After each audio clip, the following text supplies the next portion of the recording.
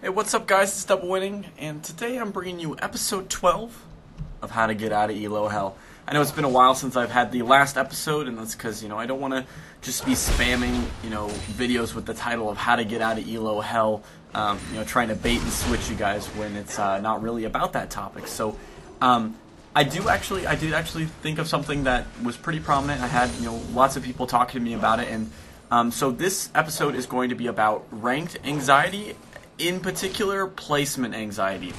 So right now, the season 4 just started, so everyone's doing their 10 placement matches, and some people are having really good success with it, and some people aren't. And so this is just something I wanted to cover in this video, and it's just that you guys really need to not stress about these placement matches. They really don't mean all that much. The most they're going to do is they're going to save you a little bit of time, or they're going to cost you a little bit of time in getting to where you really should be. I know I can speak from experience here because my placement history has gone, it started, I was 0-3 to start, and then I had a few off and on wins, and then I had a win streak. So right now I'm 4 for 9, so I have one more placement match, and I'm probably going to be put maybe like silver 1, gold 5. I was plat 4 at the end of the preseason, so from what I've seen, based on different players' experiences with the placement matches, it sounds like I'm probably going to be like silver 1 or gold 5. And that doesn't stress me out because I know that if I play enough games, that I will get out, get back to at least around where I was. And maybe it'll take me a little bit to get back to plat because I was barely, actually I think I had dropped to plat 5. I'd like gone on a loss streak right before the season started, which unfortunate, but I know I'll get back to plat even if it does take me a little bit of time. So that's just something I want you guys to really think about, is the fact that your true ELO, your true MMR, whatever you want to call it, isn't decided by 10, 20, 30, even 40 games, Most of the time you're going to start to see, like, the true representation of your MMR or your ELO is after about 100 games. So, don't stress if you haven't gotten to where you were last season or something like that after, 10, 20, 30 games, Just play out your first 100, try your best. And that goes both ways, though. If you hit this, let's say you go like 10 for 10 on your placements, and you get placed super high, and you're on this super win streak, and then your MMR gets super inflated because, let's say, you get some lucky matchups, like you had some people that did really bad in placement matches, so they're supposed to be a lot higher, and they keep stacking on your team.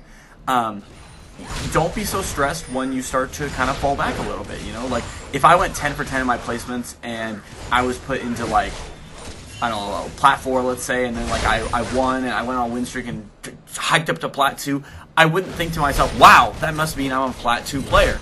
No, it just means that I'm a platinum player who spiked up a little bit. It probably means I'm going to fall back to maybe plat 3 or plat 4. It's just, I've talked about upswings and downswings before when it comes to League of Legends, and that's something that you have to really get used to, and not let it put yourself on tilt. So when you're playing these placement matches, just go ahead and try your best, because these matches are, more or less more important than your regular matches. So, like, if you look at me, with the exception of 1 or 2 games, I've basically only played champions that I know I'm proficient at in these placement matches. I think I had a Nasus game and an Annie game, which, they're not my best champions, but I've got Trundle games, which you guys know I have a really good win rate with Trundle and Ranked. I have Wukong games, I have Fizz games, I think I might have a Darius game, I don't remember, but, those are all champions that I'm very, very comfortable with. And, while you guys know I'm a YouTuber, so I like to play lots of games that, with different champions, so I can try and provide a variety to you, but at the same time, I want to win. So, playing the same kind of pool of champions is very conducive to winning games. So, it can be a little bit of a struggle, but for these placement matches, you guys are going to have to forgive me that I'm going to be mostly playing champions that you've probably already seen before. Wukong, Darius, Fizz, which I think fortunately the champions that I do play are pretty entertaining champions, so I think you guys won't mind it that much. But so I implore you to do the same. If you can go back, check out my video on how to gain ranking fast. those things really apply to these placement matches. You know, playing those champions that you have those solid win rates on, that you know are tried and true, just for at least these 10 placement matches, so you can get in the general range of where you're supposed to be, as opposed to having to maybe start out your placements pretty bad and then work your way back up. But one thing I do want to let you know, if you're still, even after all this, if you're still pretty anxious about your ranked skill and stuff like that, just know Faker, SKT King or whatever it is, the world champions for season 3, Faker, dubbed like the best mid laner in League of Legends, went 2 for 10 in his placement matches. 2 for 10. Rampage. Okay, so it's just like, let that sink in for a little bit, and maybe that'll help you a little bit. Maybe you go 1 for 10. Maybe you go 0 for 10. But, like, if Faker can go 2 for 10 and still get to where he needs to be, like, maybe some of you guys are like, well, I'm not Faker. But it just shows that anybody can get that kind of bum luck in the placement matches. But after 100 or so games, you'll start to get back to your true MMR. Do I think I'm going to be platinum by my 100th game? Absolutely. Like, if you would have asked me that when I first hit platinum, probably not. But I think if I really put a solid effort in at least 80% of my games in my first 100 games, I definitely think I'll just be back to platinum without a doubt. And am I going to work to diamond this season? I've had a lot of people ask me that, and yeah, I definitely think I can hit mid diamond. I don't think I'm quite at the level where I can hit like the pro player status, where it's like the top diamond one, 80 plus LP is what they kind of dub the top of the kind of pro player area. But I guess that's probably going to change. It's probably going to be like 90 plus LP, because they're increasing the challenger tier. So it's probably going to be like 90 plus LP in challenger is kind of like where you could consider playing on an amateur team. And that's what I mean when I say pro team. I don't pro players obviously like are a league ahead of like challenger and like 100 LP diamond players. But when I consider pro, I mean like you could get to the point where you could join the team.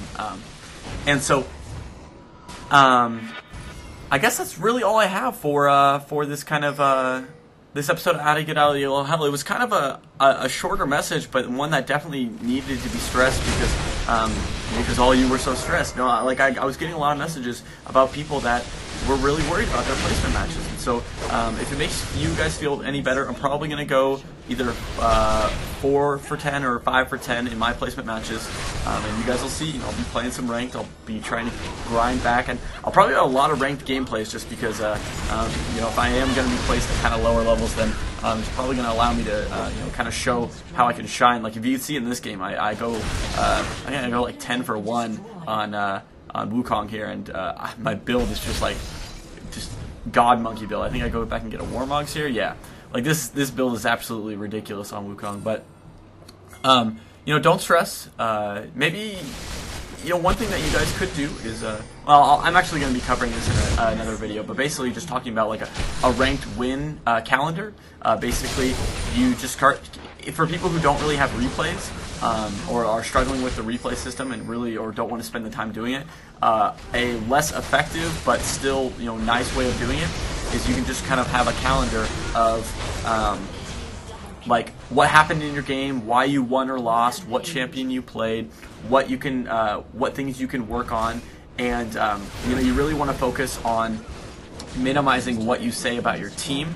Because that's going to be your first instinct, is just blame your team, which, it's always your team's fault. But you got to remember, you're on that team too. So, you can't fix your team. I've said that about 1,000,000 times. So, I'll be talking about that in a future video. But I hope you guys enjoyed this video. I hope you enjoyed this episode of How to Get Out of ELO Hell, Part 12. Just fixing that ranked anxiety. Go out there, play your placement matches. Don't worry about it.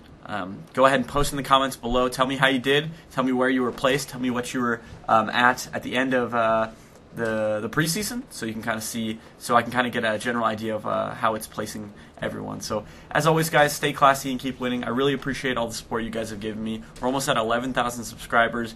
Like, it's still unbelievable, the continued love and support you guys are giving me. You guys are awesome. All right, see ya.